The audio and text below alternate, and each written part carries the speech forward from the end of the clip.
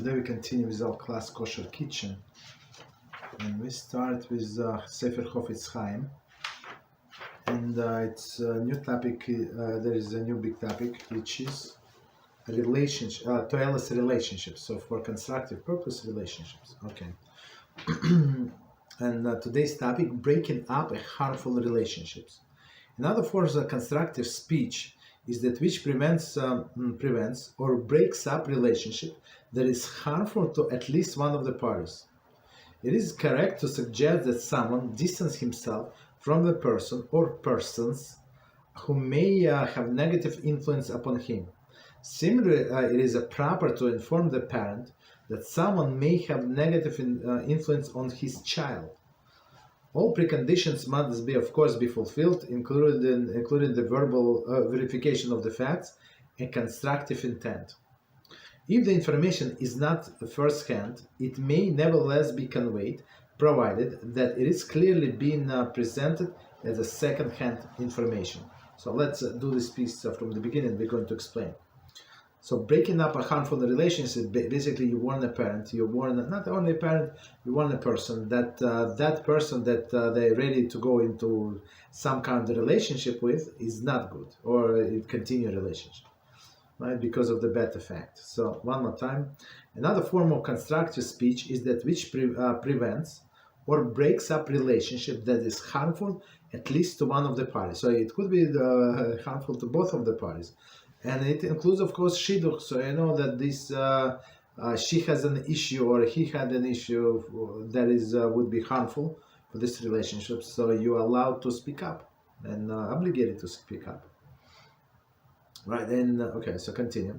It is correct to suggest that someone distance himself from the person or persons who may have negative influence upon him. So as always, it should be nothing personal. It should be like you would not try and avenge yourself or something, right? You just, in your opinion, so you're trying to help that person. It's nothing, nothing to do with you. You're just trying to help another person. Similarly, it's proper to inform a parent that someone may be having negative influence on a child. So the family, for example, your child is going to play in somebody else's house, and you know that family is not good family. So maybe the kid is okay, he's a little kid, but the family is not okay. So whatever that your child is going to see that house is could be very harmful. So right, so you have to warn such a parent. All preconditions must be met, of course, all preconditions must, of course, be fulfilled, including verification of the fact and constructive intent. So verification of the facts, if it's possible. If not, if it's second-hand information, somebody told you. So you simply have to tell, I'm not sure 100%. I did not see it by myself, but somebody who I trust told me. So please do your investigation, do whatever you need to do. But my duty is to warn you. Whatever you're going to do is your business. Okay.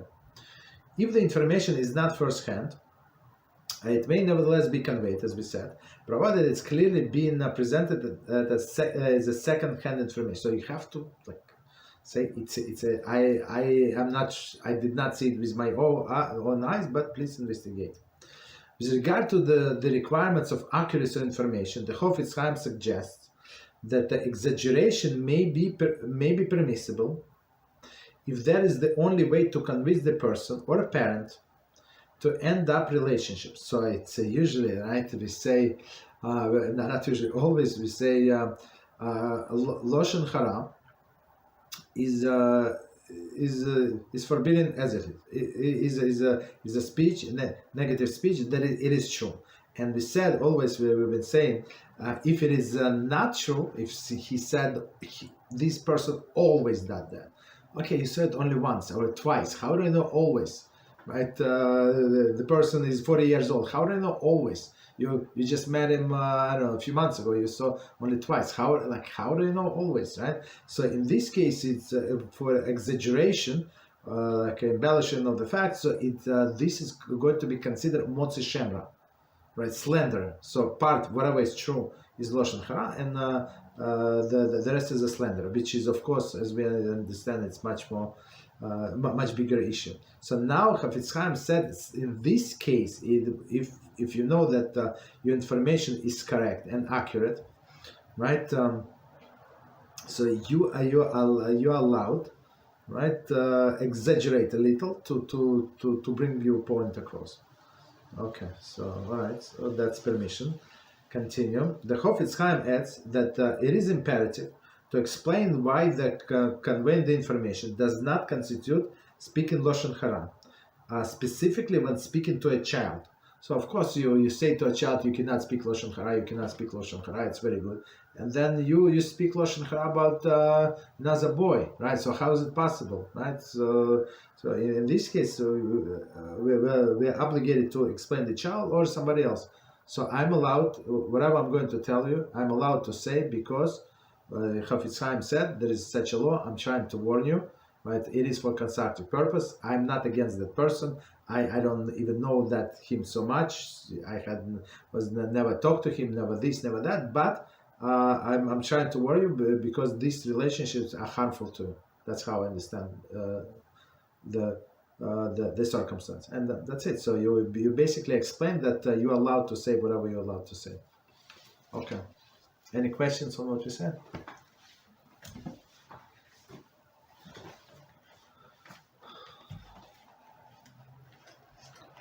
Okay, no questions, no problem. So let's continue. Then we continue with kosher kitchen, and we're on chapter number 7.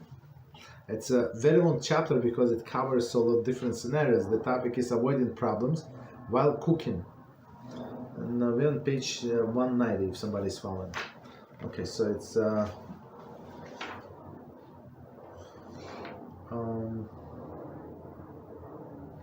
one second. So we last time we covered toaster ovens, barbecue grills, additional their problems, and now we're going to cooking on a stovetop. Okay. So start. One must be attentive to the following problems that may arise when cooking meat and dairy on a stovetop. Okay, so meaning we said before when I discuss other things, so don't cook one next to another because the content might splatter. Okay. Number 1, utensils touch each other, right? Meat and dairy pots cooking on a stovetop must not touch each other. So even pots, like from the outside, okay. If the pots do touch, the area of the contact, if the area of contact is dry, the parts of the food are permitted. However, if area is of the contact is damp, rough, should be consulted. So we're going to see the commentary right now. So the way I see it, especially in olden days, they had like very small stoves, like it was for burners, but they were very like one next to another. Now they have like different designs, so it's a little bigger. So it's possible like to have one and that diagonally have another. So there is no way they're going to splatter in one to another. But in olden days, for sure, like or somebody like now, we have a small kitchen. They might have these. Burners one next to each another. So in the case when they touch, so commentary say, although the two dry vessels do not absorb taste from one another, they should not touch each other. Okay, and then the next commentary say that if the pots are steaming, the outer surface is also wet. No, not wet, but damp, right? And damp meaning what? Damp from what? Damp from not from the water, but from a content. So meaning now this content from one is going to touch. It's going to, of course, it's an outer surface, but still of another. Okay, so in this case they say talk to Rabbi. Okay, so let's see. Continue. All right, so continue. Splattering. So it was so splattering has been understood that it's a huge issue. One should not cook meat or dairy in open pots in close proximity, since they might splatter into each other as they boiled. Okay, so okay, but sometimes even people have put a lid on top, but they like move a lid to the sides to allow the air to escape. Also in a problem, the steam to escape, not air but steam to escape. Also a problem, right? So we have to be very careful with that. Okay, continue. Okay, one more time. One should not cook meat and dairy in open pots, so for sure not, in close proximity, since they might splatter into each other when they boil. And before we said it's another issue, even if you cook one at a time, so it's if this splatter thing is on a stove, it's also a problem, right?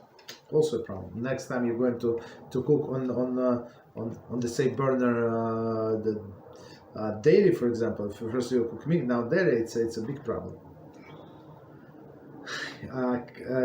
Continue. B'diavad. If the two pots were placed near each other, one need not assume that the splattering occurred and the food is permitted. If both pots were covered, one need not be concerned about splattering. Some have a custom placing metal separator between the meat and the dairy pots. If splattering did occur, Rav must be consulted. So he actually put it in bold. Rav must be consulted. Okay, so let's try to understand what we said here. So b'diavad is after the fact, right? If a person already cooked open pots, meat and dairy next to each other without lids. Okay, what should we do? One need not assume that the splattering occurred and the food is permitted. So unless you see like there is some residue or something like on the stove that it's actually splattered, so you can assume that nothing happened. Okay, which is good. Okay, so the food is permitted, no problem. So after the fact, so of course initially don't do it, but after the fact, if you don't see any evidence that it's splattered, so we assume it did not. If both pots were covered, one need not be concerned about splattering. So I mean, you did your utmost. They covered. It should not. Of course, and sometimes it would I don't know, maybe leave the lid and would splatter anyway. Sometimes, right? But we don't assume that until and unless you see the evidence. Some have a custom placing metal separator between meat and dairy part, and actually we have one. I'm not sure we haven't used for a long time. It's very interesting that they actually sell it. It's it's very, very convenient. You have this thing, right? It's consists of three parts, three sheets. They three metal sheets. You can put them around the frying pan. So when you fry it, of course the oil shoots at all of the directions. So this it's like a screen. It's very convenient, very, very convenient. So you contain basically the damage, right? Which is good. So it's same you can do in this one. In this case, so you have the screen. You place this. You place it any way you want, and it's going to prevent the splattering. Okay, so that's good. So one more time about this screen. Some have a custom placing metal separator between the meat and the dairy pots. If splattering did occur, a Rav must be consulted. Of course, so we would ask him a million questions. So are there residue? Did you see it splatter? You saw it splatter? It's only one time. It jumped over this. Many questions. Okay. So next thing, number 3, is the smearing foods. I'm sorry, apologize. Steaming foods. Pots cooking on a stovetop should be placed so that the steam from one type cannot reach the pot of another type. For example, a small pot of boiling milk should not be placed next to the large or tall meat pot, lest one of the milk Meat steam imparts the taste of the meat. Of course, right? So one more time, let's understand. A small pot of boiling milk.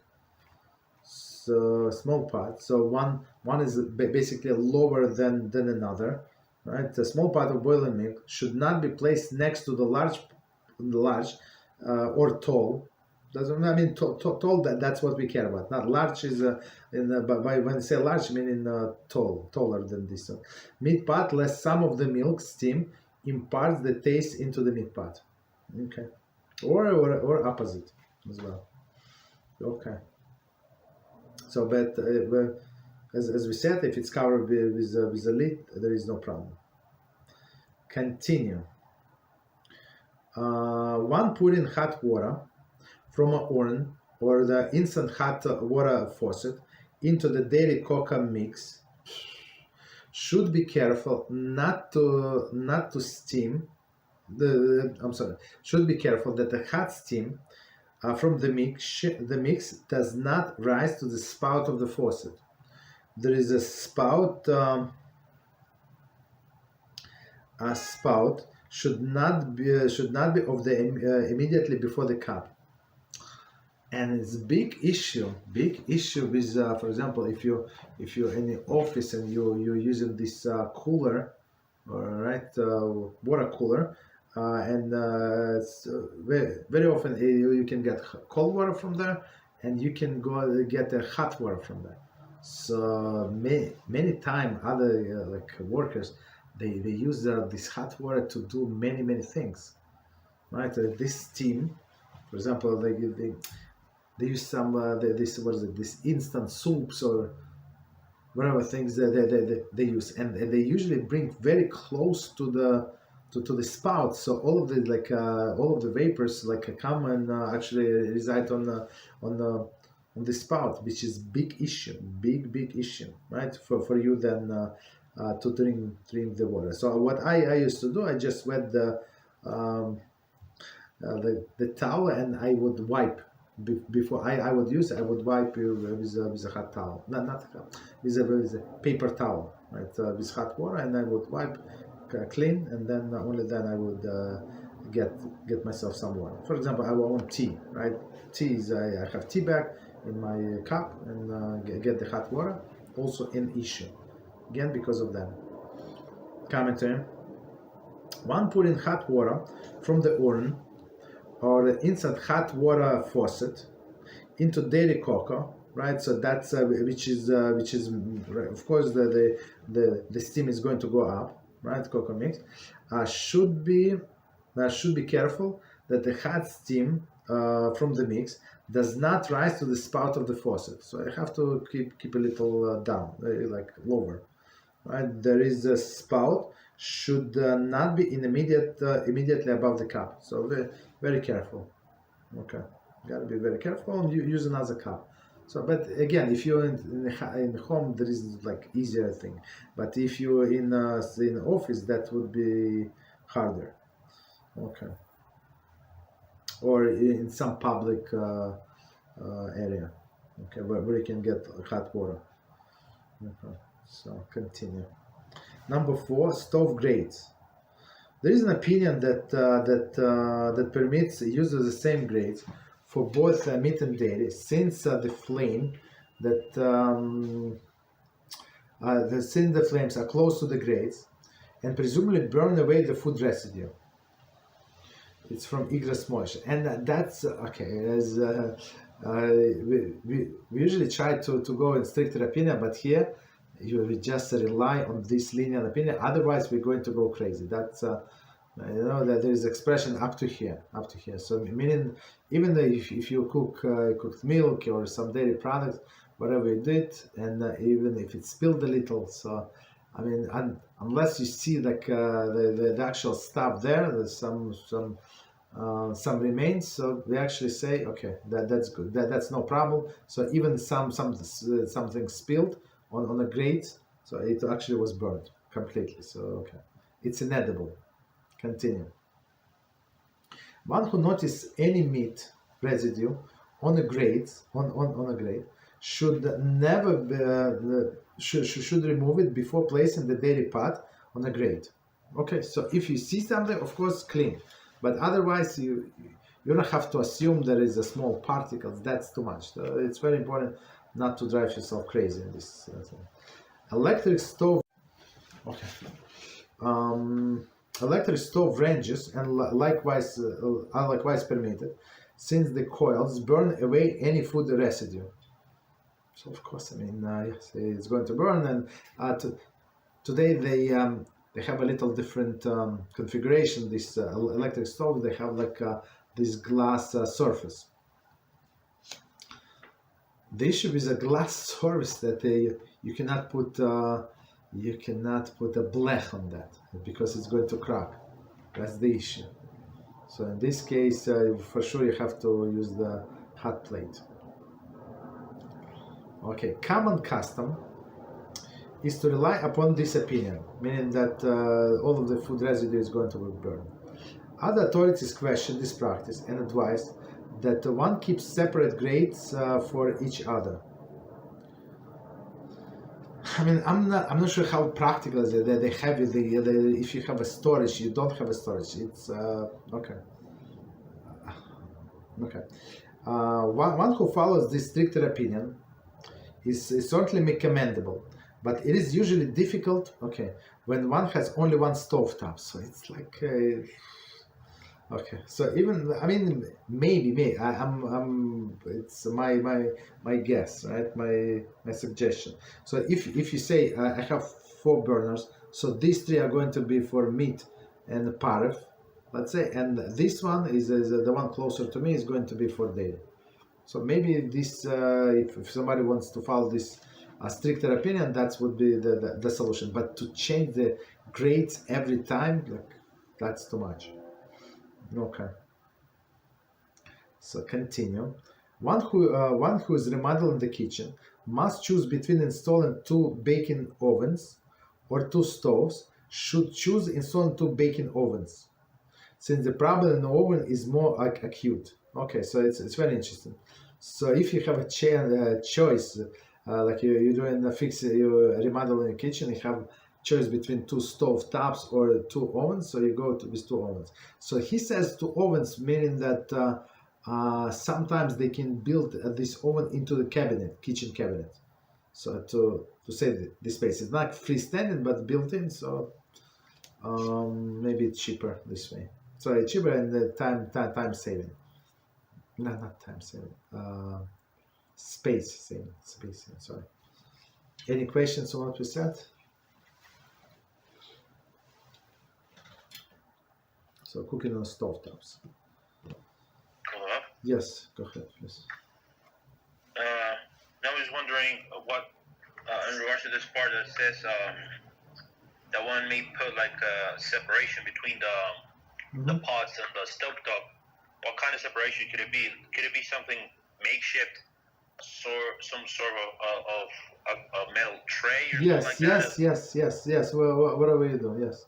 But we have to assume that it's going to splatter on this tray, so you cannot use it for anything else. So whatever we bought, I mean, it's like three sheets, right? And they are attached with flexible, and you can configure them any way they want. Like they put it from this side of the frying pan, from that side. So it's very, very convenient.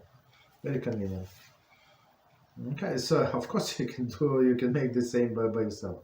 It's not a big issue.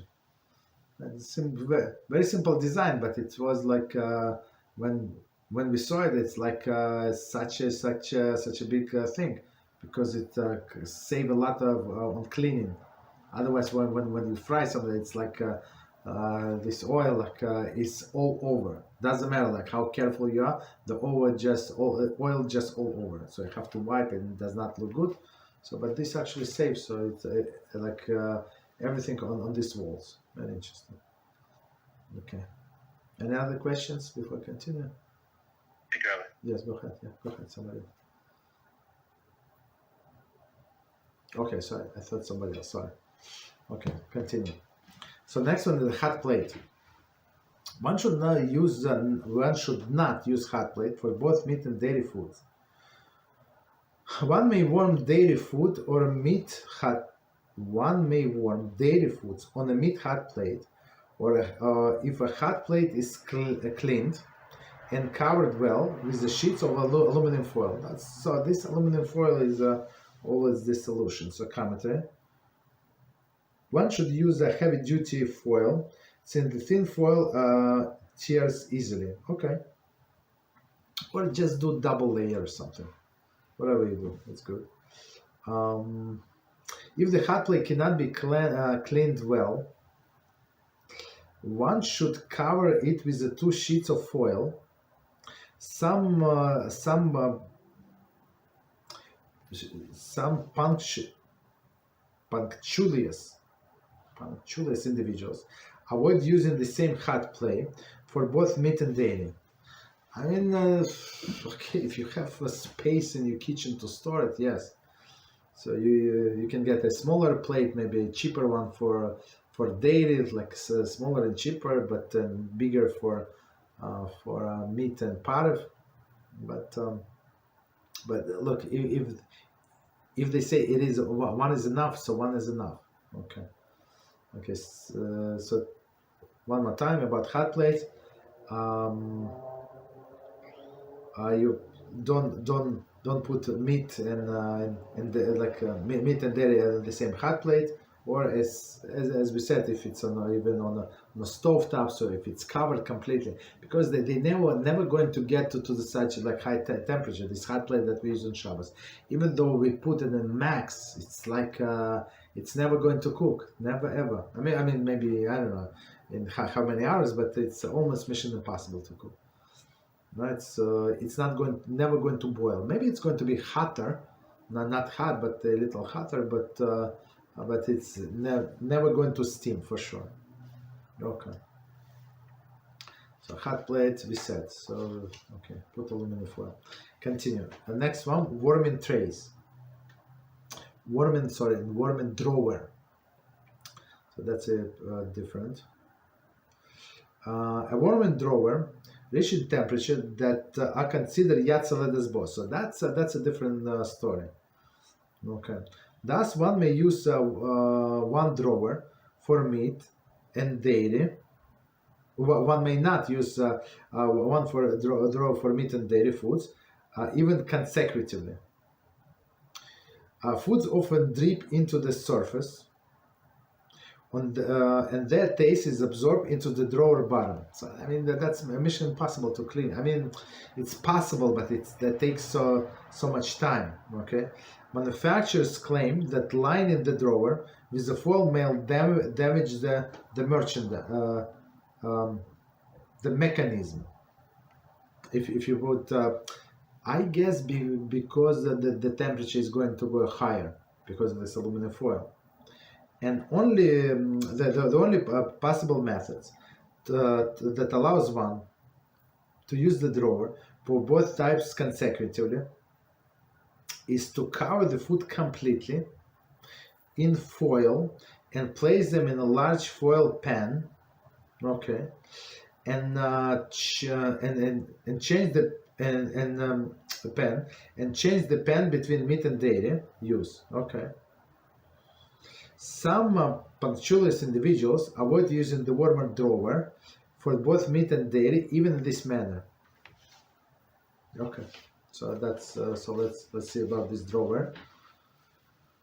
I'm not that. Tell the issues. I'm not sure what they mean a warmer drawer. Is it in a stove? I'm not sure. Like on the bottom of the stove, which they use for. Broiling? I'm not sure. Probably not. No. I'm not sure. A warming drawer reaches the temperature that considered to be yatzaledes bo. So yatzaledes bo is the temperature when it can cook. So this this hot plate maybe never reaches this temperature. I'm not sure.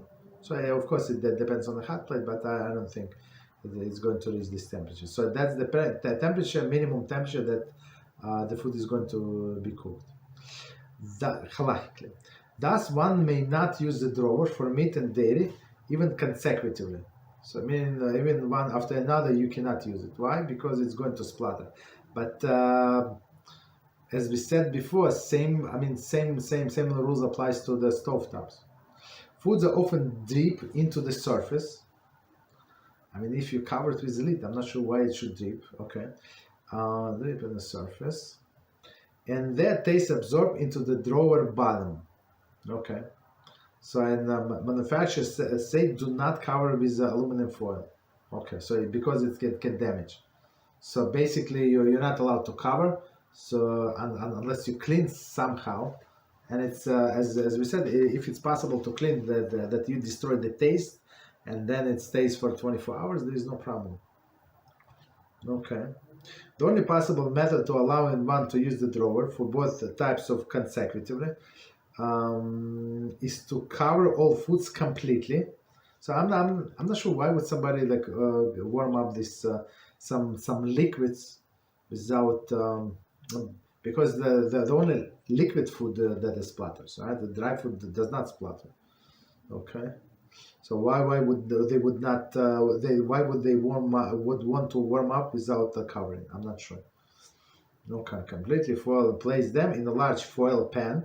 So I mean a larger foil pan. So even if it splatters, so it splatters into the pan, not on the bottom of the drawer.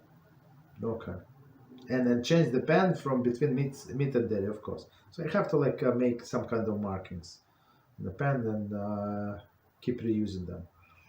Okay, no problem.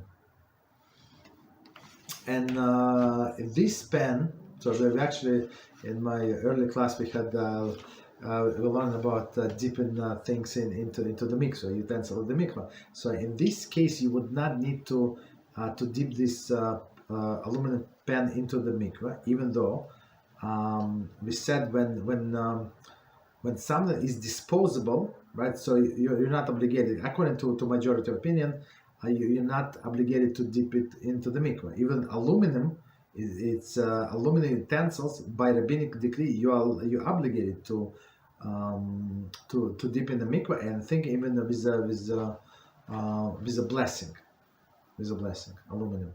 So it's metal, aluminum, and glass with a blessing. So aluminum is not exactly metal that was mentioned in the Torah. So, but our sages say it's do it. Okay. So the aluminum pan, if you want to use it more than one time, right? So if it's clean, wherever you use it for something like did not get it dirty, so you right. So you would have to like dip it in the mikvah, or you have to like break it and then restore it. But in this case, since this food does not touch the actual pan, there is no problem, right? Because so you put inside, like it's completely covered. Whatever in your utensil that you cook, you put inside of the pan is to prevent the splatter. So that would be no issue. And since the actual food does not touch this bigger pan, you don't need to put it in the mikveh. You can like completely continue using it for many times. Okay. Okay, so we finished that section. Any questions on what we said?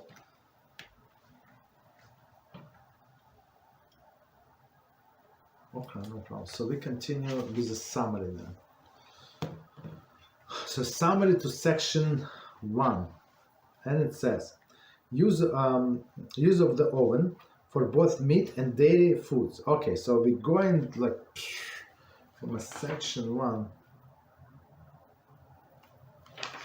Okay, so it's we're going to very beginning of this chapter. Okay, so it says one may not roast meat and dairy concurrently in the oven if they do not touch, even if they do not touch each other, and even if there is no chance that the meat gravy reaches the dairy food. So at the same time, right? So one after another, where we said there is a leniency, but at the same time, absolutely not. Bread that was baked simultaneously with meat may not be eaten with dairy unless the other bread is available. Okay. Okay, so let's do this from the beginning and we're going to explain. And it says, one may not roast meat and dairy consecutively, concurrently in the oven, even if they do not touch each other. So, right, we said not touch each other, but if they completely cover, we're going to say, and they on the same level, it's not, one is not going to drink into the other, so that's a little more leniency. Okay, but should not do it at the same time, even if they do not touch each other. If there is no chance that the meat of gravy reaching the dairy food, even, right? So for whatever reason, it's wrapped so good that it's not going to reach the dairy food. They say no, still don't do it. Bread that was baked simultaneously with meat. I think what they said, so that it means the meat still was covered, right? So if it was uncovered, for sure, it's the steam went into this bread, right? The baked simultaneously with meat may not be eaten with dairy unless no other bread is available. So meaning, if there is no other bread is available, so you would be allowed to eat it with dairy. So I think they're talking about case that it's completely covered.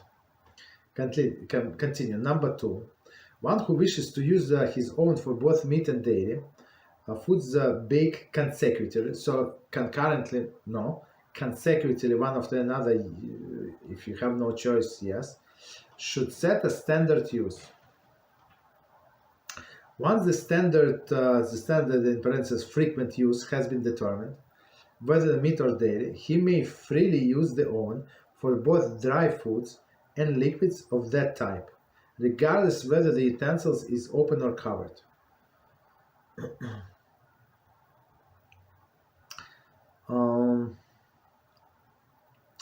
So now, okay, so let's see. So now we say that it's only one oven, and we want to use it both for meat and dairy, not together, but one after another.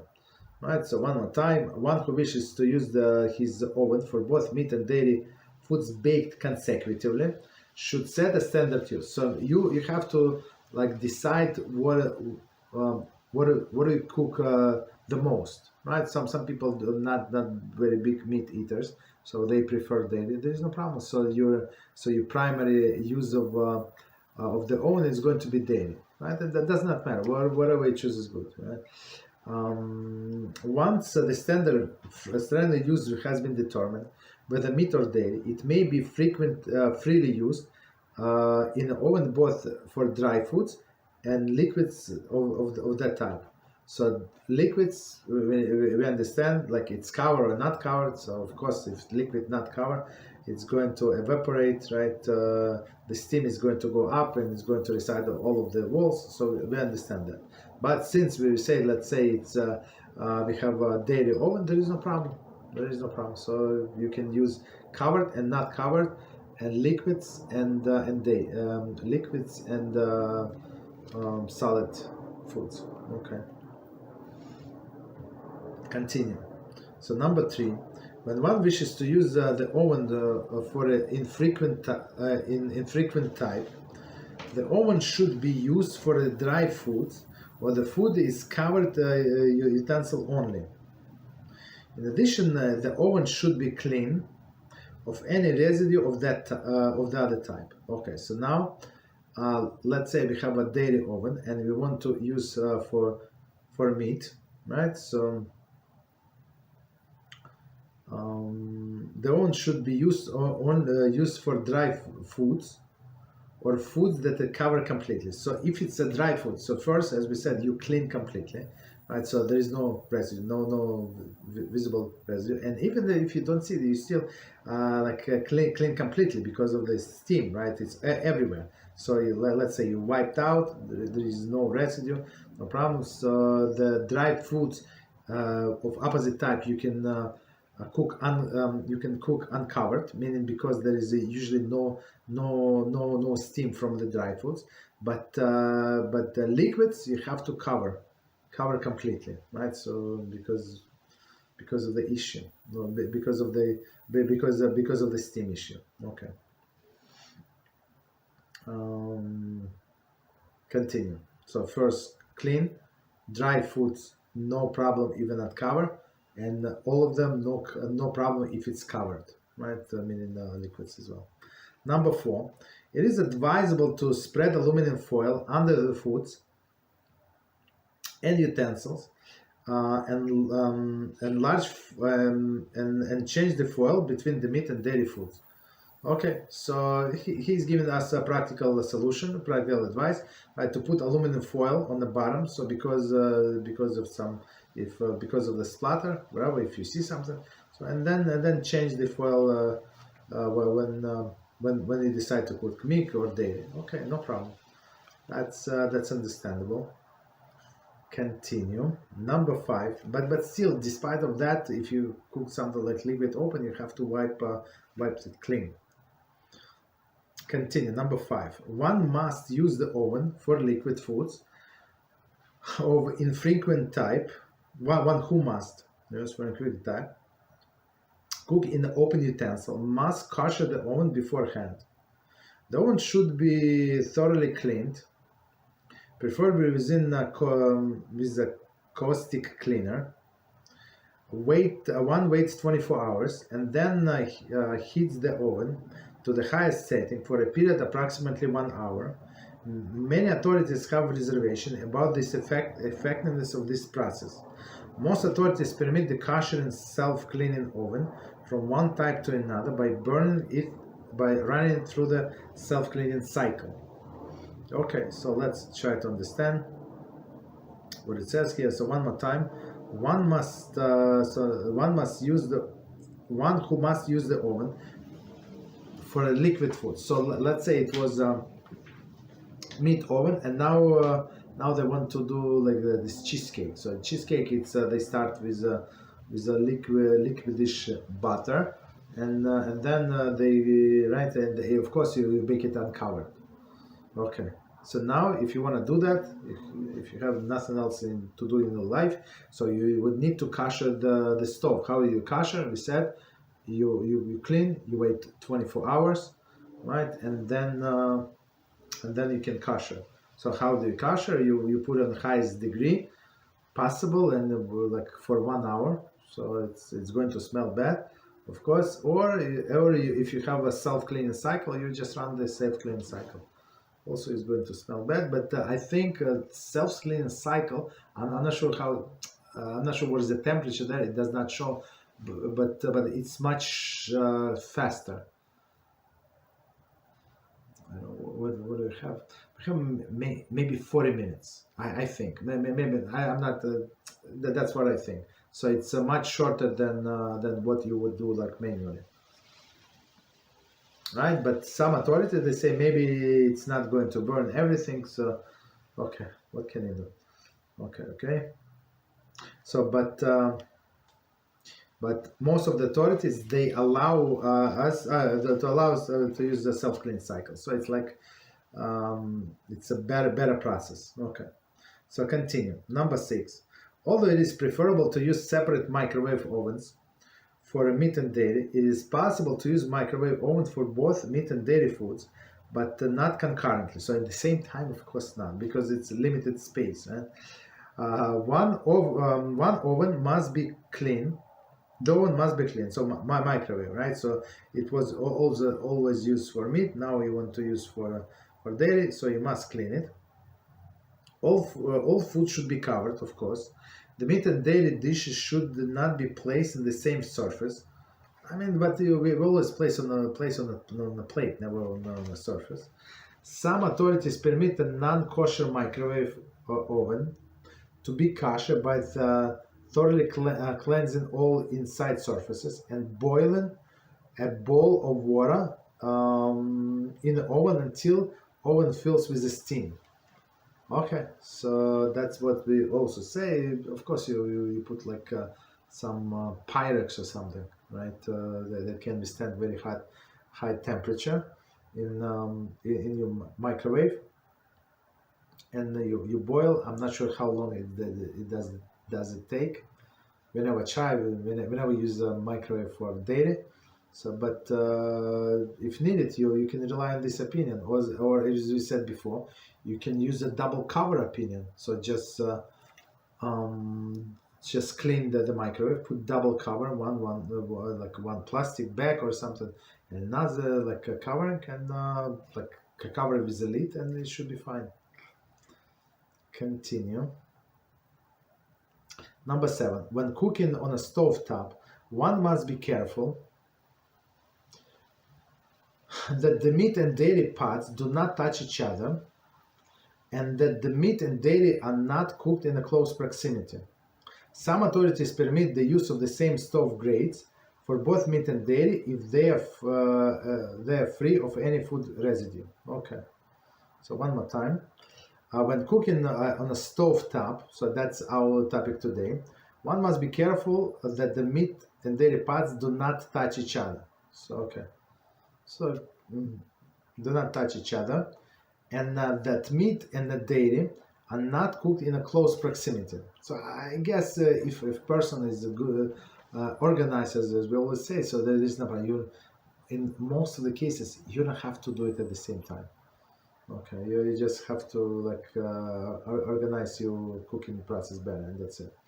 Some authorities permit the use of the same stove grates for both meat and dairy if they are free of any food residue. And I think, as I said, we have to rely on this, because otherwise the life would be too difficult. If especially people who have little kids and they need the warm milk, this and that, it would be too much. Okay, continue. Number 8. Spatulas, ladles, and pans should not be hung above the cooking surface of the stove while the food is cooking. So, they call it, as we said like before, not maybe last class or the class before, they call it like a dish rack or whatever they call it, where we store they store like all of the pans and spatulas, all of this utensil, but this like ladles that they would hang from these things, which is an issue. So don't do it. Just move it to the side. We have one in our kitchen because we have a small kitchen. There is no room basically. It's very useful, but it's on the side. Okay, I think we can stop here. Check the time. Yeah, we can stop here, and next time we're going to start with the practical guidelines, and I always like to review what we learned before, so these practical guidelines will be good review. Okay, any questions on what we said?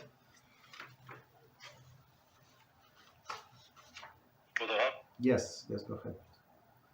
Someone just put an amazing question in regards to this topic on WhatsApp. Okay, please. Says, Shalom, Rabbi. Why would someone cook meat and dairy on the same stove at the same time? I thought that a meal, breakfast, or lunch or dinner should be meat or dairy.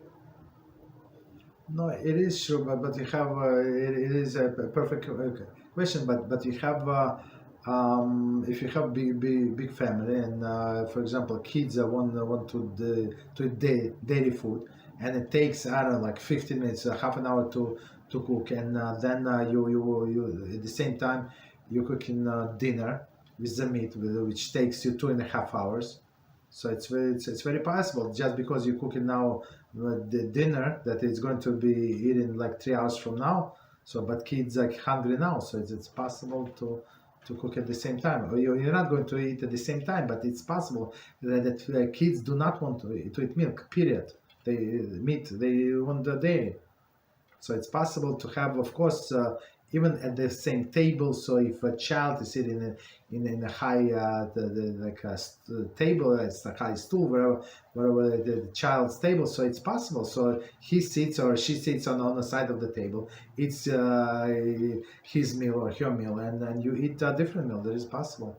Or you have other members of the family. They want to eat the different foods. It's possible. You just, as we said before, you have to make sure that there is separation. right? Separation, since it's one family or one family, so it's, of course, I mean, I saw it in literature in my family. It would never be like that. Nobody like ever took from somebody's plate. I don't know. It's like not our custom to take from my mother never took from my plate. Like I never took from anybody's plate ever. Like, but in other customs, I don't know, like in other family, it looks like it is possible. So maybe they're playing, or they try it from each other plate. And that's the problem. So in this case, you have to put some kind of separation, right? As we said, you can like place in mat or put something like between you, that's something unusual that should not be on the table. Right, so the flower vase or some books, something like books, we have to use respect to it. Bad example, right? But something like we would show that the separation. So remember, what's that? You eat in meat, I eat in dairy, so we have to stay separate. So that's the thing. But it's possible to do it at the same meal if you're careful. Different dishes, yeah. Okay, what else? You're welcome. So I see another question related to this topic on the board. Mm-hmm. Says, Shalom Kavod, is one allowed to bake fish in a meat oven? Yes, there is no problem. There is no problem whatsoever. Of course, we try to wipe it clean. I mean, if you don't see any pieces of meat on the bottom, like on the top, so should be no problem whatsoever. Right? We can even use the pots or same utensil, cooking utensil that we use for meat, right? To cook fish, but usually some people trying to be go extra mile, so they would not use the same utensils. Okay, so for example, we have separate knives for meat only. So we have, I'm sorry, for fish knives, like two knives, I think. It's more than enough, and we only use it for fish. And a few others we use for parve. Okay. Only, and plus meat knives. Okay. What else? So have that in mind, would it be okay to also bake fish on a dairy oven, considering fish is parve? Yes, yeah, there's no problem. It's, I mean, okay, so just to remind us, it's also remind us many times. So we say dairy, we said meat, they interchangeable. So meaning that you have the standard type is this, and you want to do something opposite. They call it infrequent. Infrequent. So infrequent is opposite type. That doesn't matter. So if you say your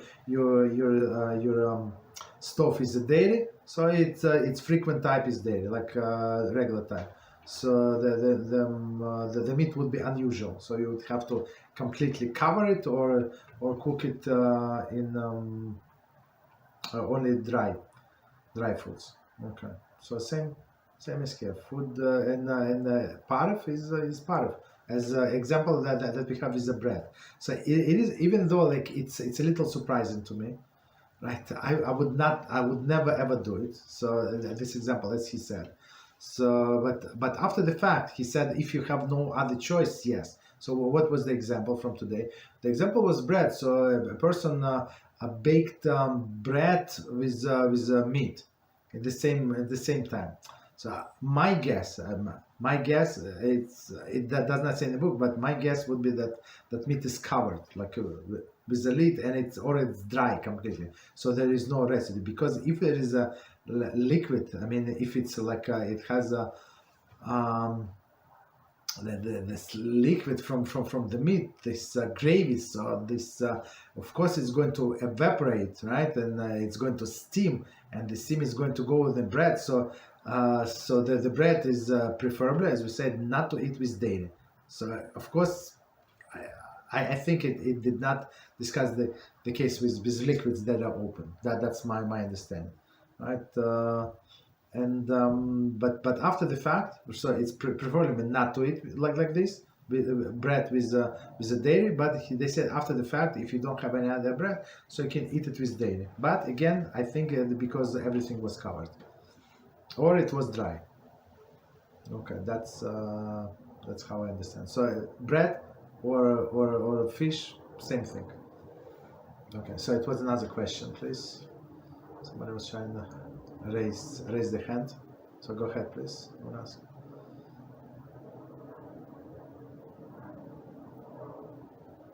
Okay, you're on mute. Yeah, go ahead, please.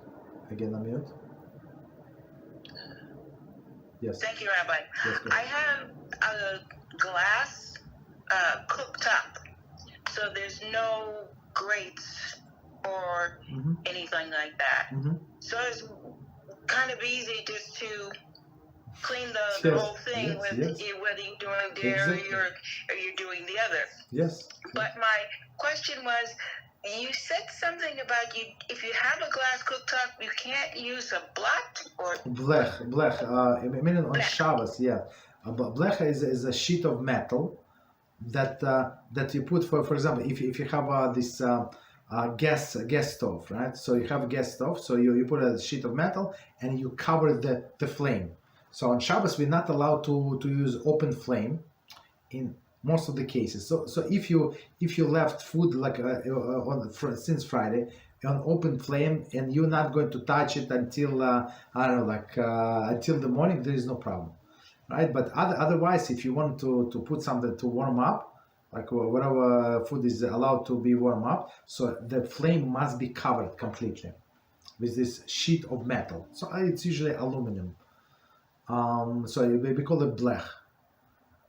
It's yes. So but with this, what I said with this electric stoves with this glass, my friend bought a house, moved in the house, and all of the appliances were new, Baruch HaShem, and he put the blech. He did not know, and it's cracked completely cracked. It cost him so much money. It's unbelievable, but it was built in. He said, for this money I can buy two regular stoves. But for whatever reason he decided. They actually disconnected the gas. For some reason, people were like, even though where we live there is gas, but they disconnected the gas and decided to go with the electric for whatever reason. So he had no choice basically. Okay, so it costs a lot of money. So don't do it. And then I saw in the books that people say the same. So don't do it. Okay, but in this case you can. Yeah, you're welcome. You can use a Hotplate. There is no problem. Yeah. Thank you. You're welcome. Good questions. Okay. What else?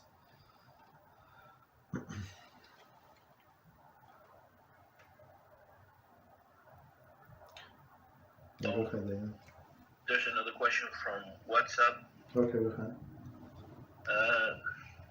Says Shalom, Rabbi, is the bracha for now on oat milk brain nefashos? Oat milk? Yes. Yes, it's brain nefashos because it is a liquid. Yes.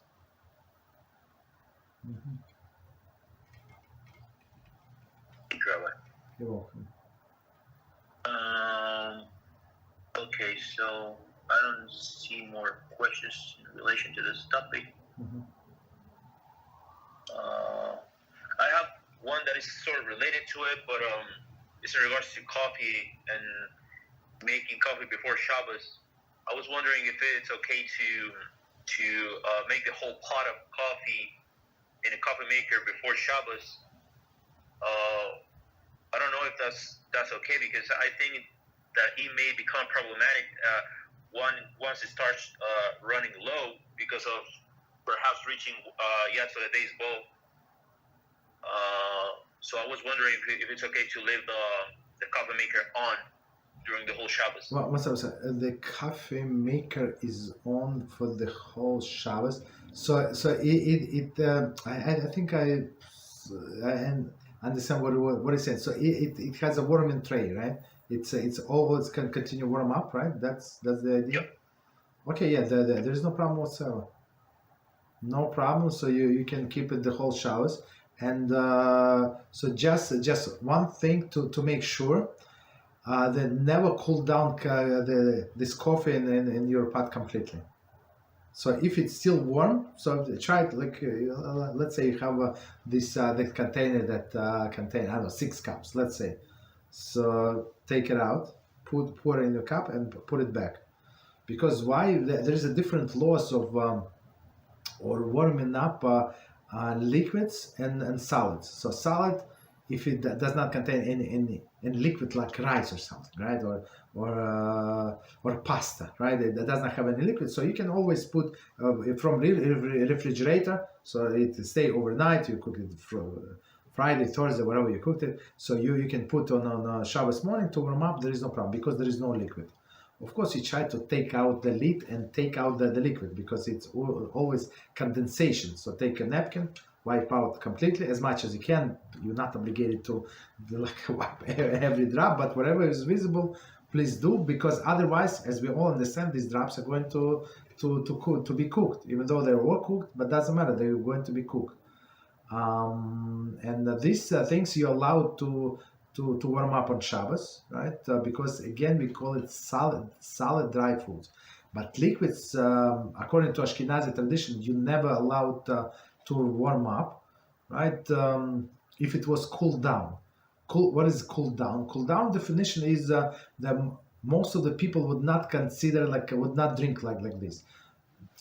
For example, most of the people like hot coffee or warm coffee, but if it's cold coffee, they would prefer to warm it. So if it would go to this stage, that's it. So you're not allowed to warm up. Or soup, right? There is a certain, I think coffee people would drink cold, but soup usually people don't eat cold soup. Usually, I don't know, maybe different cultures, but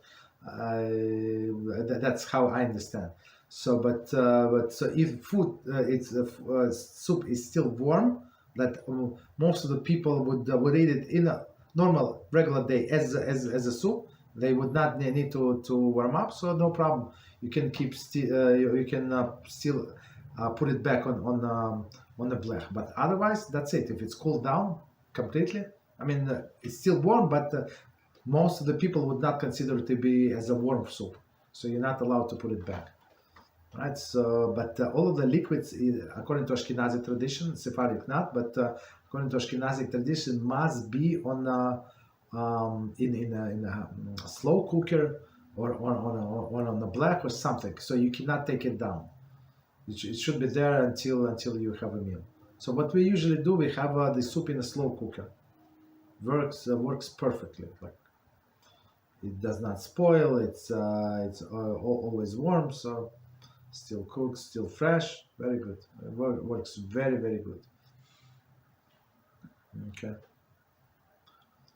So, but remember about the droplets. But according to the way I understand, according to Sephardic tradition, there is no problem.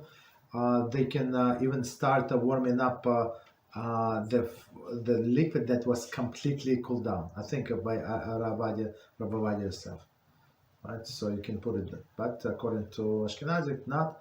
So the question that I had for many years, if you're Ashkenazi person, are you allowed to eat this kind of soup? Right. So if you went to Sephardic friends, right? So you went to their house, they did not do anything, but for you it's forbidden. So what do? That's a good question. So according, I asked Rabbi, one big rabbi, he said there is no problem. He gave me explanation, but he said, but maybe you should not. He said no problem, but maybe you should not. So that's very good. It was a very good answer. Okay. What else? Thank you very much, Rabbi. That comes very handy. Yes. Good question. Go ahead. Thank you, Rabbi. So we have another question on the board. It says, Shalom Kuvalav. If one's dominant hand is left hand, but was trained to write with the right hand from a very young age, and can only write with right hand, which hand should the person use to hold the food when making a bracha? The right hand. So we go, actually, that's very common situation. I remember in my childhood, somehow that this teacher, this crazy people, these crazy parents were like forcing the left-handed children, like they forced to write only with right hand. I don't know why. I don't know why it was such a big issue. So everybody took it as a huge issue. I don't know why. Right? But since a person like learned how to write with the right hand, so it became his dominant hand, even though many things he would do with left hand. So for me, I'm righty, but somehow over the years, I used to get things done with the left hand. I don't know why. Right? So I just noticed maybe 10 years ago.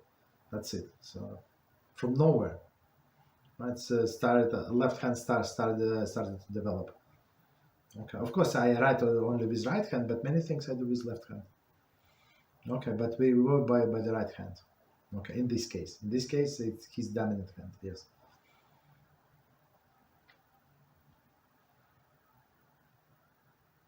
Thank you, Rabbi. You're welcome. So the next question goes, Shalom Kvodava. Thank you for the Shiur question. Would the same method of keeping coffee hot in a coffee maker be applicable for a pot on the stovetop? Yes, it's exactly the same thing. It's exactly. So as we said, you were talking about coffee maker, you're talking about soup, whatever. Soup, actually, I have to take it back. So my wife said that if you cook soup, if you keep soup on a blech, so the thing is, I'm going to explain. So we keep the flame is very low, okay, because we don't waste. We don't want to waste the resources, right? So if you need it only few hours a day, so why would we waste so much money, right? Right. So that's why we keep flame very low, and it takes like 3 hours to warm up the food. Okay. There is no problem. I mean, doesn't matter. The flame is there. Nobody is hungry. So she knows what time to put everything on a blech. By the time we sit down to it, everything is ready. So it's not like we're losing anything, right? We're just saving some money on a gas. So if you put like on this low temperature, you're going to put the pot with the soup, it can spoil. It can spoil, right? But if you have a higher temperature, like it's not boiling, but close to the boiling, it's no problem. So it's going to stay. But water and coffee, there is no problem whatsoever. So and that's what some people do. I know I have some students from from this what is it, Eastern countries, right? Asian Eastern countries, so they used to drink a lot of tea, a lot. So without tea, it's like a wasted day. So I can go without tea like a month, maybe, right? But for them, there are a few cups they must drink a tea like a must. Okay, well, okay, no problem. So they would keep this teapot on their blech the whole Shabbos, and then they use like hot water, no problem. Like in the urn, right? In this water tank, you're not going to put tea because like how are you going to clean after that? I mean, it's difficult. So there you have only hot water, but in the teapots there is no problem. You can have the tea itself, and it's always warm. Okay, very interesting. Yeah. Go ahead. What else? Thank you very much, Rabbi. You're welcome. Okay.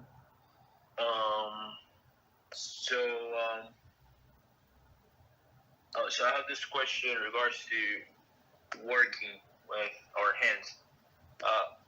Some time ago, I was like skipping through pages on Pirkei Avot, and I accidentally read this part from a Mishnah that I am not yet there, but I believe it said that the person should work or try at least to work only with his hands and kind of leave his mind for higher purposes, like for Torah purposes of the like. Mm-hmm. So I was wondering if Kodah could expand on this a little bit further. Okay, so the thing is, we can. The logic is as follows, right? So you can work with with your hands. And working with your hands, we're talking about Perkios was written many years ago. Some manual work, so does not require a lot of thinking, right? So you can work like mechanically, right? Like used to, without even thinking. You work in the field, you work with the stones, this whatever you do in like a simple manual work. So your mind is free to learn Torah. So what is the learn Torah? To contemplate the Torah thoughts. So the employer is not going to lose, well, because you continue like laying bricks or whatever. When you don't have to think much, or you moving baskets or whatever they were doing, or carrying water. So and the mind is free to learn Torah. But if you work in some professions when you have to think continually, so you cannot use this time to learn Torah. Understand that? That's what it says. Is it applicable today? I'm not sure. If like usually people don't most of the people don't work at this manual work, like simple work. But even if it's like manual physical works, you still have to think, analyze what is better like to do. Let's look at that. So you would not be able to concentrate on the Torah. But that's the idea in olden days. Yes.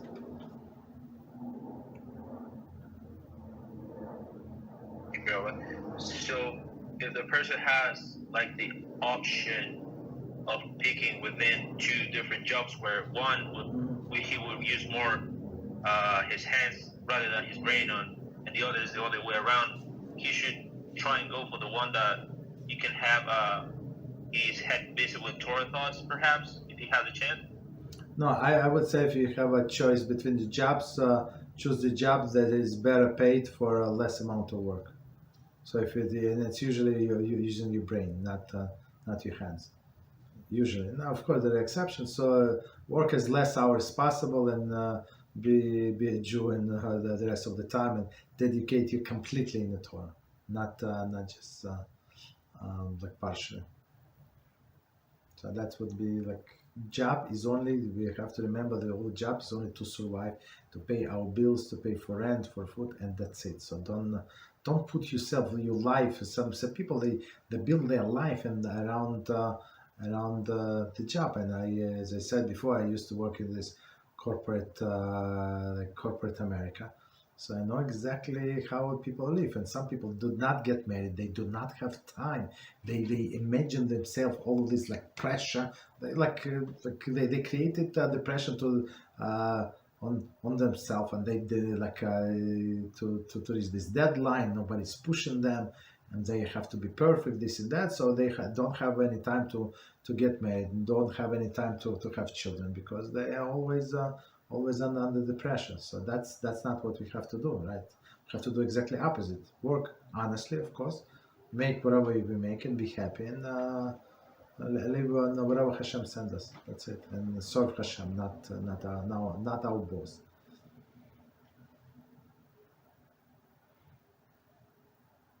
Thank you, Rabbi. You're welcome. So, next question on the board says, Shalom Kuvulav, regarding practical applications, what's the difference between winnowing and selecting in melachot? Winnowing and selecting, they're actually very, very close. In winnowing and select, so that the most like practical of this winnowing would be as we discussed when was yesterday, as squeezing. So in some sense, when you winnowing, and it's when you use the wind, correct? So you yes, I think you throw up the kernels, and the wind blows, and it should blow like it's usually done on a hill or something, windy hill, and the wind should blow off the chaff. I think that's what the winnowing is called. So today, what is a winnowing? Practical example. I'm not sure what is it like. I cannot think of one. But selecting is different. Is It's different. The sorting is very, very applicable. It's not winnowing. So the borea is a sorting. So you're not allowed to separate bad from good, right?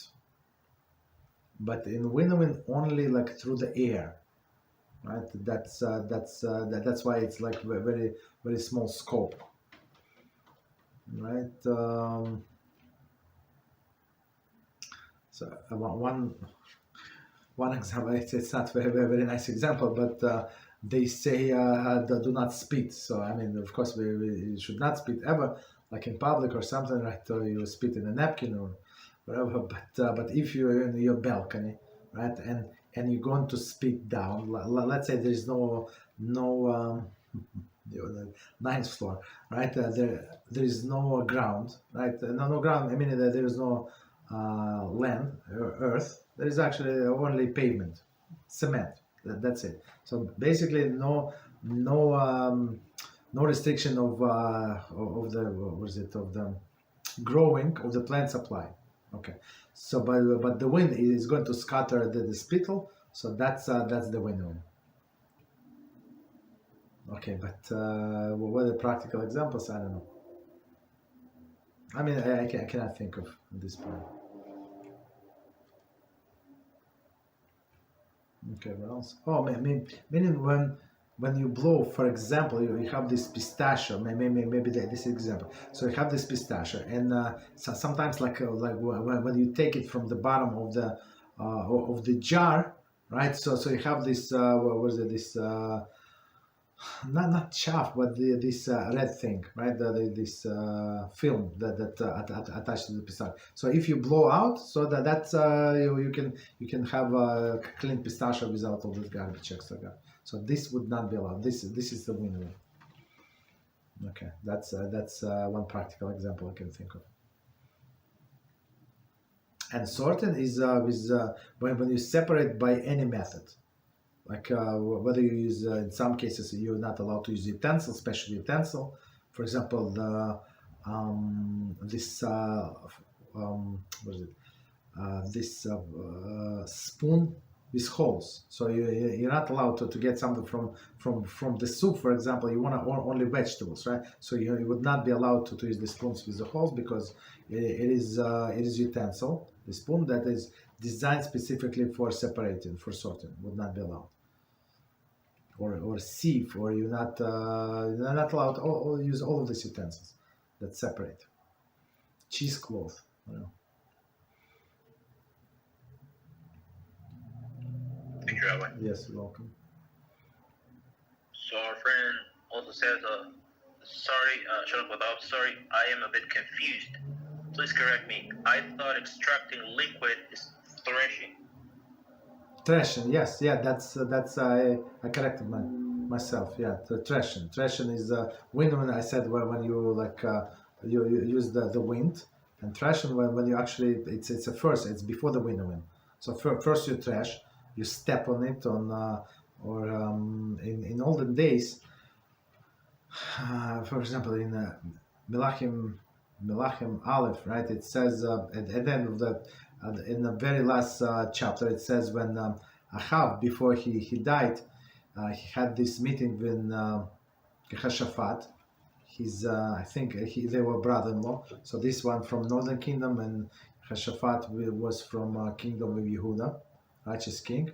But he married the sister of Achav, big mistake, right? And they were sitting in the threshing floor. And they have two thrones, one for another, in the threshing floor. So I wonder why kings should sit in the palace, no, in threshing floor. And then they explained, the commentary actually explained, no, the threshing floor is because they would put the olive grains on the ground. So they would let the bulls walk in the circles. So when they walk, they make the ground very hard. Then they put the grains on the floor and let the bulls walk on them. Right? They would step on this grain and they squeeze the kernels out. And then so that's first step, and then they winnow. They would throw it into the air, and air would blow the chaff. Right. So threshing is step 1 and winnowing is step 2. So and then since it was like it's like big empty place and it was like a pavement or something, so kings like always have their gathering there because it can contain many people and like it's more or less flat. So that's what they're using for a large gathering, threshing floors. Yes. What else? Thank you, Rabbi. You're welcome. I had this question in regards to eating avocado on Shabbos. Yes. So I was wondering about is there like a particular way we have to eat it because of the seed? Because I would say, I mean, if we have it cut it in half, we should have to eat it from the peel, so that we don't make borer. We would just take the good out of the bad. But Yes. What about the seed? If we want to dispose it or take it out of the avocado, wouldn't it be borer? So yes, you're right. So it could be borer. So first of all, of course, you understand that this kernel in the avocado is going to be muktzah for sure. There is no practical application. So no animals, at least the way I understand, no animals would eat it. So it's for sure it's muktzah. But since in this case, so since there is no way for you to get to this avocado that under this kernel, so you would be allowed to dispose of it. But I would say do it over the garbage pail, right? So sometimes you would allow to separate bad from good if you have no other choice. Perfect example, egg.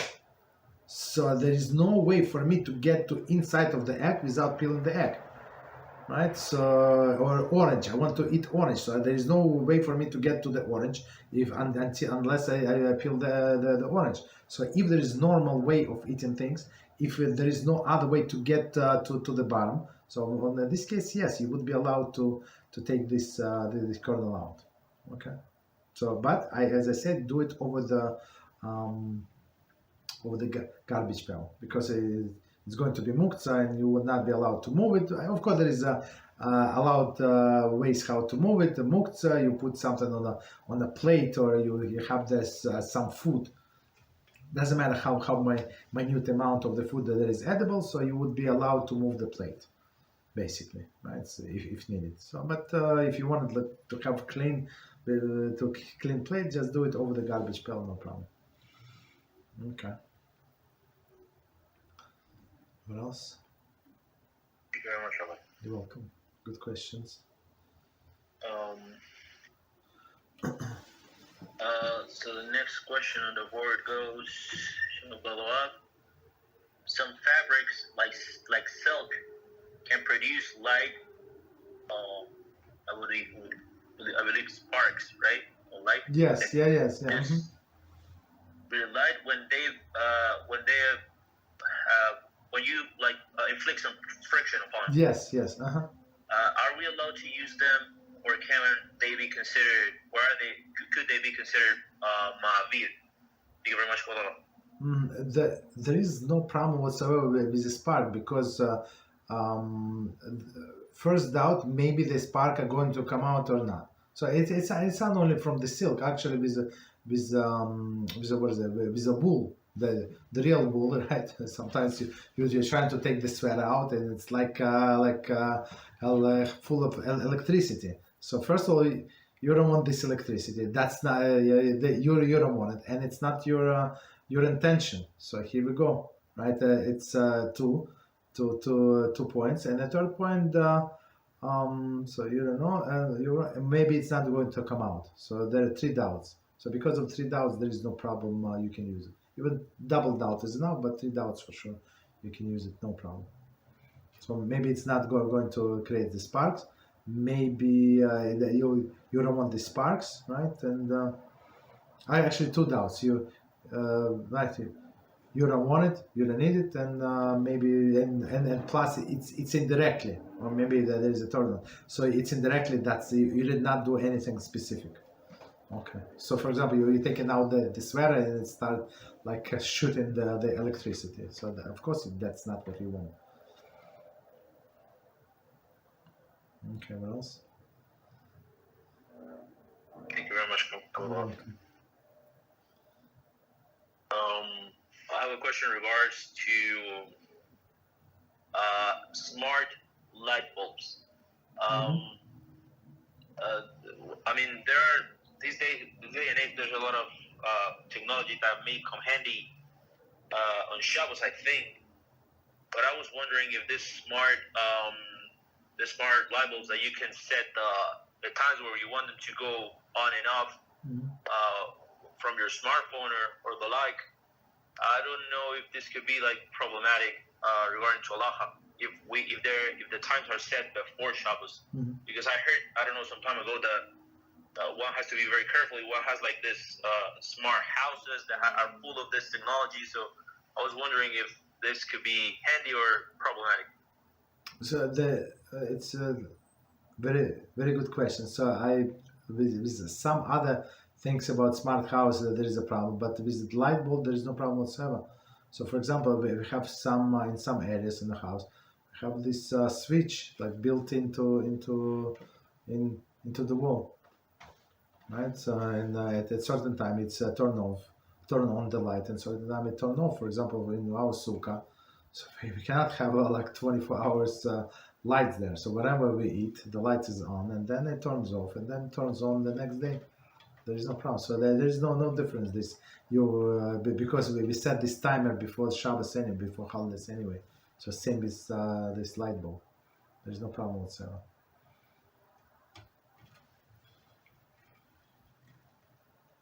Thank you, Rabbi. You're welcome. But I believe that I mean, this is not in regards to this smart light bulbs, but I believe the regular analog ones are we're forbidden from changing the settings within during Shabbos. Sorry, like no, but changing the setting during the Shabbos, of course, it's not allowed. So yeah, so always remember as a formula example that they put in a Gemara. What is the formula, right? That example that they give. So you allowed to water your garden, right, on Shabbos if you like there is some irrigation canals and you open it, right, and it's going to be, the water is going to go through your garden. You have this irrigation canals next to each tree, whatever they works. So since you open before Shabbos and it waters the whole Shabbos, your garden, there is no problem whatsoever because you're not involved in that.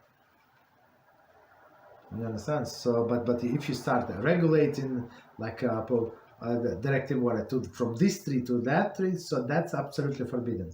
So that's one melachah on top of another melachah. Absolutely not.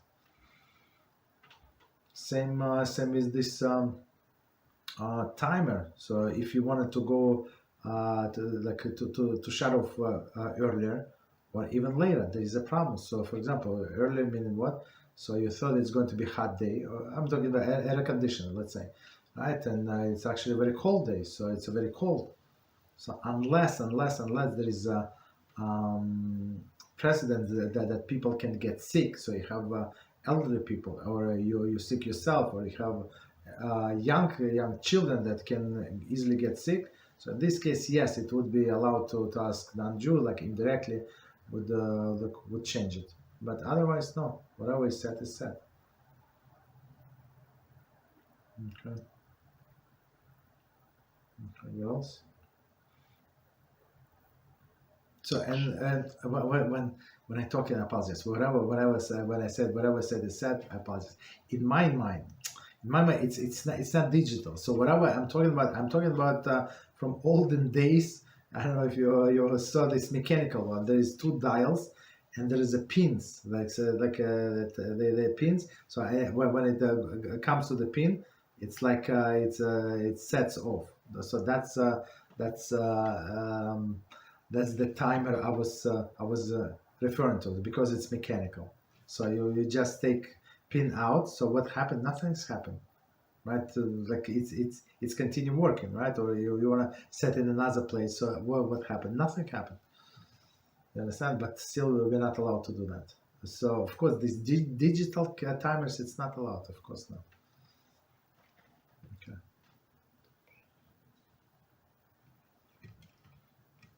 Okay. What else? Thank you, Rabbi. You're welcome. So sometimes it's good that I caught myself. When I explain, I imagine one thing, but today, I mean, for past 15 years, we have all of this digital ones. We don't have this old style. Okay, go ahead. Rabbi, they have a light bulb that you set before Shabbos, and you can.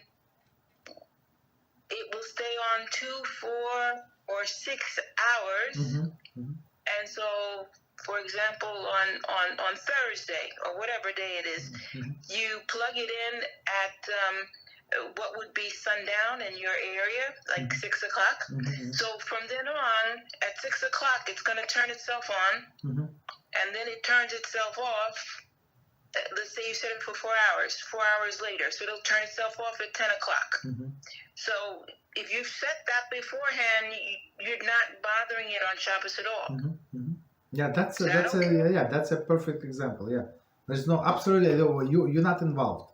It goes on its own schedule. You're just enjoying the light. That's it. There is no problem whatsoever. Okay, thank you. Yeah. So the only problem when you do something on Shabbos, change the schedule. That's the issue. Whatever you said before Shabbos, no problem whatsoever. Good question. What else? Thank you, Rabbi. Yeah, you're welcome. Go ahead. No, I was just wondering, what about this intelligent vacuum cleaners? This robot vacuum cleaners that are kind of, they work by themselves. We usually kind of set them ahead of time. Would these be problematic? Yes, it would be problematic. What is the problem? The problem is that we're not allowed to make a noise on Shabbos. Music or any other noise, like any other sounds. And this thing makes noise on Shabbos. And plus, it's resembling the weekday activity. So there are a few issues, right? It's resembling the weekday activity. Plus, and third issue is mighty sign. So people might suspect you that you actually you just set it up. So of course I know there is some that control from via the smartphone, but some of the older model. So we've actually had one of those for I don't know, for 20 years maybe. It worked. We replaced the battery, but then finally it just died. So we bought a new one. So and the new one is actually had this. I don't know how to. My wife is in charge of this guy. So she controls from a smartphone. Yes, but we never use schedule. Never schedule. Right. So plus and people here. For example, you live on the first floor, second floor, and you're in the summer. You open your windows are open. Right, and somebody can hear. So of course they just started the vacuum. I know these people. Yeah. So that's why, because of money sign, we're not allowed to make any noise, even though you did not do anything. And the classic example before this vacuum cleaners, it was everybody had the dryer, right? And this dryer makes a lot of noise. So sometimes, for example, you need the fresh shorts and you forgot, you this, you that, you just came from work, I don't know, half an hour before Shabbos, so you threw them for not half an hour, 1 hour before Shabbos, so it was enough time to wash it, and you put it in a dryer. So and you don't know for sure that it's going to dry before the nightfall, right? So maybe it's going to go through the vein Hashemashos, but for sure before the nightfall it's going to stop drying. So basically there is you don't do anything forbidden because it dries on its own. But what is forbidden is making noise and mighty sign that people might suspect you that you're doing something illegal. So in the Talmud, the example that they give is a water mill, So you have a meal, right? And of course, people try to work efficiently, right? So basically, technically, this guy, the mill owner, can put a lot of grain, let's say before the sundown, and so the mill can work like half a day, I don't know, 6 hours, 7 hours, so he can save some time. But since this mill is going to make noise, right? So the people would say that he's actually there and he's actually working on Shabbos. So that's the classic example. They say absolutely not. So don't grind anything. Don't give people a reason to suspect that you did something wrong, even though you did everything before Shabbos. It's like water mill. The water is flowing, the wheel is turning, and it grinds. It's like you're not doing anything. You're not there. You're in your house, a few miles from there. Okay, that's the restriction. Okay, what else?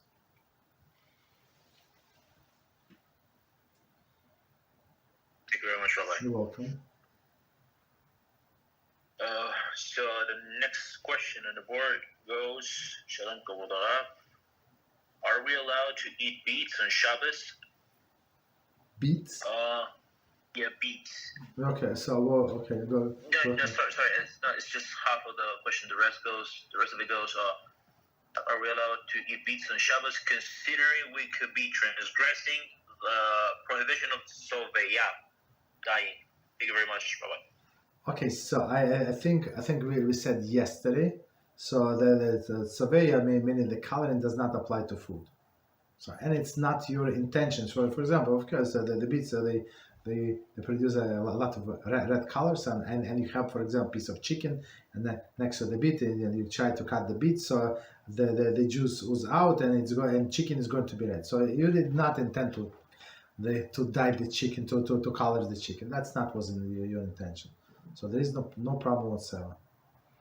All right, and plus for example, you have a paper napkin. No, I'm talking about paper napkin only. So you wipe your hands, for example, you wipe your lips after you ate, and there is some red color on a napkin. There is no problem because you're going to throw out. So it's not your intention to color the napkin.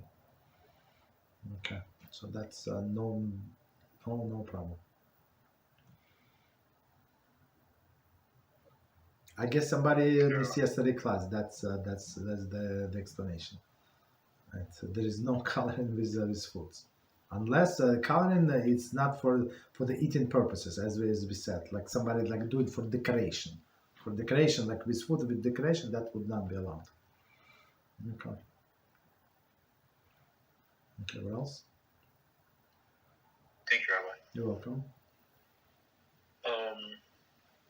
So in regards to this, bottles that have both either a metallic or a plastic cap, I kind of read some time ago that one of them would be problematic and the other one would not.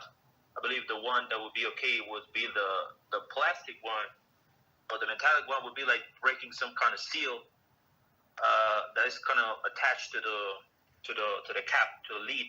So I don't know. Explain this it's exactly the same thing. I mean, sometimes they put like mineral water, right? In what is it? I have this type sometimes by like mineral water in a glass bottles, and it's going to have this metal cup. So, but this metal cup has a ring. So the problem, as we said, is separating a ring from the cup. So of course the metal is not as flexible. Even though it is flexible, it's very thin aluminum, so it's not as flexible as plastic. So plastic you can stretch, so it's possible to take out this ring together with the cup. As we said, it's dangerous. Don't try it at home, but it's possible, right? And some people do. But the metal there is much harder. But the idea is exactly the same, unless they're talking about something else.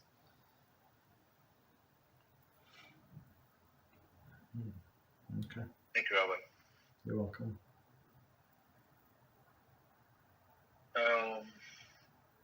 Okay, so far we have no more questions on the board. Okay, we got another one. Okay, Kosher. Shalom Kevod Harab. Please teach us regarding wearing a hat to provide shade on Shabbos and making ohel. Okay, that's fantastic question, and I'm going to explain why it's fantastic. I don't exactly remember the measurement, but so what are we talking about? About the brim, right? This piece of the hat is called a brim. So up to certain points, I have to look it up, but I don't remember. Maybe 4 inches. Up to 4 inches, it is normal, but beyond that, it is not normal. But it's extra. It's extra, so it would be like making oil, right? Like a tent in some sense. But like on one hand, but on the other hand, the definition of a tent is when you have wall and you have roof. So this has is a hat is extra. Oh hell, I don't remember if it's that exactly the problem, but I remember what I exactly remember, that the width of the brim actually makes a difference. So up to some points, after some measurement, it is normal. Bigger than that is a big issue. So and usually the problem is not with the men's hat, unless he's like some kind of cowboy hat or something, but with the women's hat, if they have like big hats, fancy schmancy, that would be the issue. Right. So we have to look up what is ohel or something else. Okay. What else? Thank you, Rabbi. You're welcome. So our friend also says, what is the women? Okay. So what if the woman or what if the women is using the hat with large brim as a head covering? Is that allowed? Okay, so that's a fantastic question. So this woman usually that's in the show next to me. There is like the hat show. No, that's a few women. They have a hat like a special hat for each suit or each dress. So it's like you like we've been fancy schmancy. Usually these women do not cover their hair with unfortunately properly. But on Shabbos, that's what they do. They go in these fancy schmancy hats, yes, which is not kosher. I mean, not kosher. Like if they have shorter hair, it's actually perfect. It covers the whole hair. But if it's longer hair, it's like basically useless. It's only for show. Thank you, Rabbi. You're welcome. So I was wondering, what about the perhaps remote possibility of pulling a hair while putting the hat off or taking it off? It's not problematic because it's very remote possibility. First of all, I mean, unless a person has this condition, like health condition, that it's easy, like unfortunately, right? The sheds the hair, so it's very easy to pull. So every irritation, maybe when she puts the hat and the hair is going to come out, that's of course that would be the issue. Like for sure it's going to happen, for sure. But in most of the cases, if a person has more or less healthy hair, it's not going to come out. So, and even if it's going to come out, it would be indirectly, and it was not your intention. So you would be allowed. So we don't count, like we don't take in consideration all of these remote possibilities. So we don't drive ourselves crazy. Same for in parallel, I would say the question is: are you allowed to brush your teeth on Shabbos? Of course, without toothpaste, with the water, with mouthwash, right? So I would say it depends. So if you have sensitive gums, and as I know some people do have, and like even though they use the softest brush possible, of sensitivity, softest brush possible. Anyway, from time to time, they're going to bleed. Like very often, like very good, big chance, like maybe 50% chance they're going to bleed. So in this case, yeah, they would not be allowed to brush teeth on Shabbos because the possibility of bleeding is very high. But for other people, so for example, I also like my teeth also like gums also bleed, but once in a blue moon, right? Baruch HaShem. So in this case, I would be allowed to brush my teeth. There is no problem. So we go by how likable that this is going to happen. Okay. Understand? Same with the hair. If it's not very likely that it's going to pull out, so there is no problem. Okay. Thank you, Rabbi. Yes, you're welcome. What else?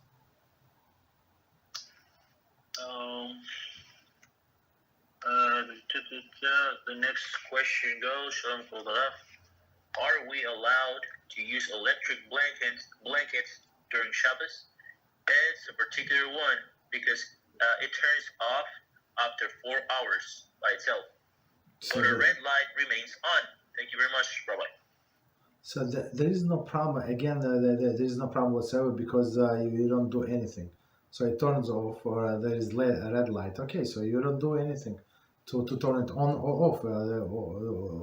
It does on its own because of the time, not because of you. You are not involved, so there is no problem whatsoever. But all of the settings, of course, must be done before Shabbos, and that's the only requirement.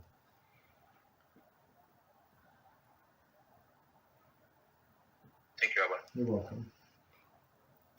In regards to this issue of the electric blanket, I was thinking the other day because this is mentioned in the Shabbos Hall in the volume 2. But I was thinking that due to the movements that we sometimes we use it in like on bed or something like that, the person will usually unconsciously, if he falls asleep, he tends to turn over, and perhaps he may disconnect or unplug this thing from the socket.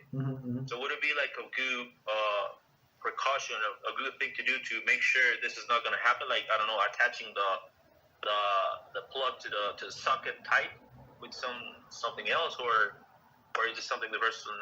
I mean, just in order not to break a circuit, which is forbidden on Shabbos. So it's a very good question. So we have to see how likable it is to happen.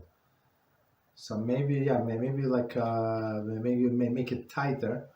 So yeah, this plug may make it tighter, and it should not happen like easily, right? So yeah, but otherwise, so I would say the same approach. It would depend on the individual, how likely a person is going to turn so hard that it's going to pull the plugs out. Maybe yes, maybe no. So I would say, as we said a few times in the past, test it on Sunday. Like sleep with this blanket for 3 days, 4 days, and see how what is the chances that you're going to unplug? Maybe zero. So then maybe in 2 weeks you unplug once. So in this case there is no problem. You're allowed to continue using. Even there is a small chance. Of course it's going to be indirect. Of course it's going to be unintentional. So and you need it for Shabbos because you cold. Yeah. So there is no problem.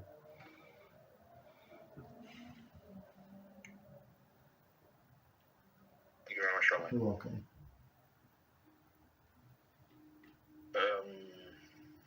Okay.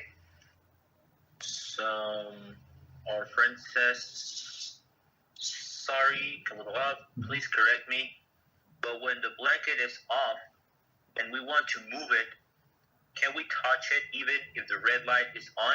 Thank you very much. So there is no problem with the red light. The only issue is disconnected from the plug. That's it. Or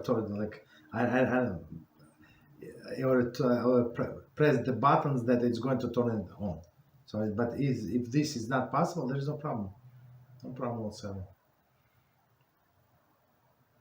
It's like, for example, you're using. So I have this alarm clock from old days.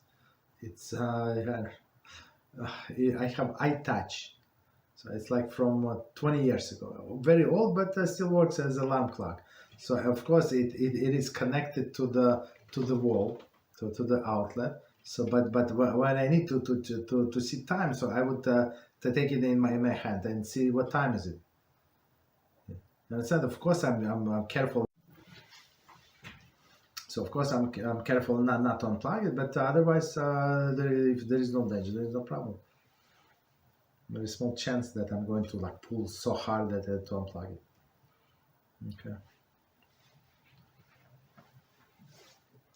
What else? Thank you, Rabbi. You're welcome. We have a question on WhatsApp. Mm-hmm. It says,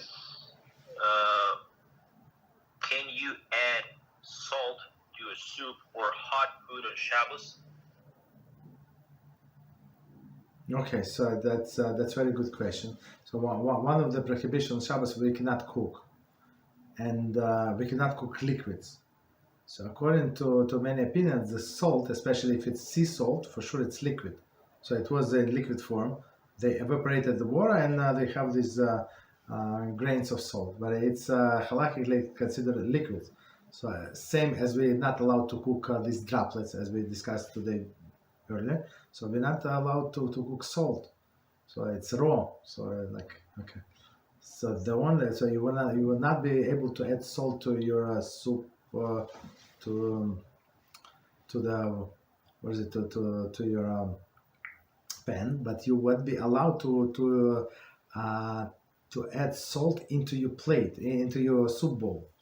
There is no problem, right? So you're going to salt only your soup bowl, and it's going to be in a tertiary vessel, right? So tertiary vessel meaning first it was in a soup pot, right? Then you take a ladle or something and you put it in the secondary vessel. You put it in your soup bowl. It's a tertiary vessel, and then you eat, and then you can add the salt. So even though it's hot, so it's most of the foods are not going to cook in a tertiary vessel. So that's why there is no problem. And same with pepper. Pepper is also like right. So it's raw for sure. It's raw, right? So you would not be able to put it in a soup itself. So only in your bowl. Okay.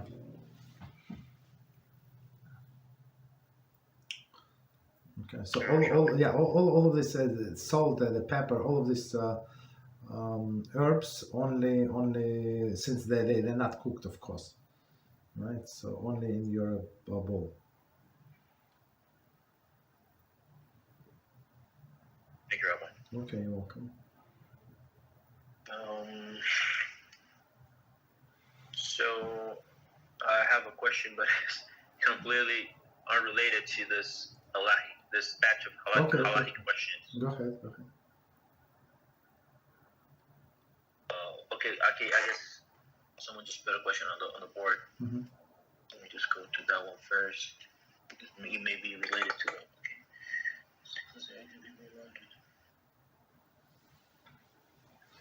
Okay. So our friend is asking about this class in general. Our friend says, is this class directed to people who want to convert to Sephardi Jew or Ashkenaz, or both? It's actually for both as a main. So for example, in this book Kosher Kitchen, so he gives always the difference. So and we always, of course, we explain the difference if there are difference in Ashkenazic or Sephardic custom. In the Shabbos kitchen that we covered, so in that book, I don't think he would say was what was the custom of Sephardic, but whatever I know, I just add. Okay. So technically, it's in general. So if you go, but whatever we teach, you're good. You cover from all of the angles. Because why? Because Ashkenazi custom is always stricter. So if you go by stricter opinion, always you can go to lenient. But if you go to lenient and not it's not so simple to then if you get used to more lenient, to go to more stricter. So you covered. So, and the difference, as we said, not significant. Say warming the food, yes, it's huge. Is warming up liquids from the cold. Sephardic, yes. Ashkenazic, absolutely not. Okay. What else? Thank you, Rabbi. You're welcome. So would it be okay if, in regards to this issue, if a person, regardless of the minhag, he's following, to learn from both, in case someday he has to give some advice or some information to someone that is. It's not like one is allowed and another is forbidden. So we have to have a general information about many things. We also learn, for example, we have one of the class when we learn Rambam.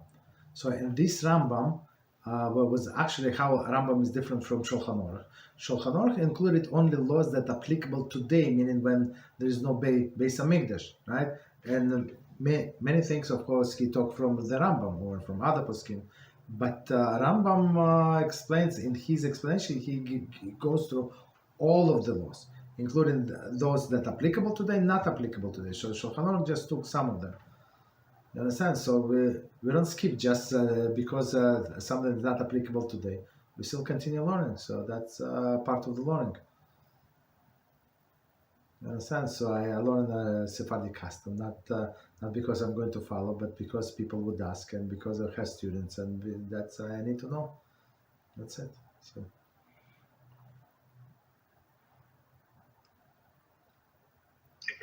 You're welcome. Okay, so question that I have is in regards to Yoshke, Yimach Shimon. I heard two stories about how he came to this world. Mm-hmm. One of them being that his mother got raped by this Roman soldier. Mm-hmm. And the other one that I heard was, I guess, from the Gemara, that he was he came to the world as a result of an affair from a Jewish woman with a non-Jewish person, mm-hmm. because this woman was like all day locked up at home, and this guy kind of helped her escape, and so on and so forth. That's the story. Yes. So this rape I never heard. That's the actual story. Yes. So she ran away with him. Yes.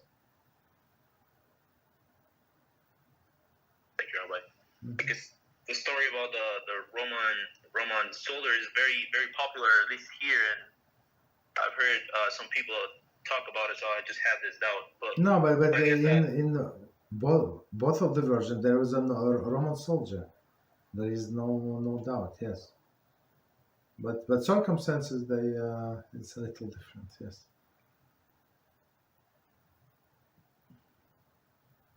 Oh, thank you very much, Robert. You're welcome. Okay, so I don't see more questions on the board. No, there's no more questions on the board. The person that made the question from the Minchagim says, thank you, Rabbi. Okay, you're welcome. Yes, and I don't have more. There's no more questions on my end. Okay, so Baruch HaShem, we can stop here. Good timing. So thank you very much for learning with us. We have a very successful week, Baruch HaShem. So we should continue the same, going strong, have a question, learn more. And the more questions I hear from you guys, so the more I understand that we are learning. So if person does not have questions, so maybe the person is not advancing, because when I learn with somebody, I have to interrupt this person many times. I have question, and sometimes this question have no answers. So we have to do the research. So please ask the question. I encourage you, please, and don't leave with doubts.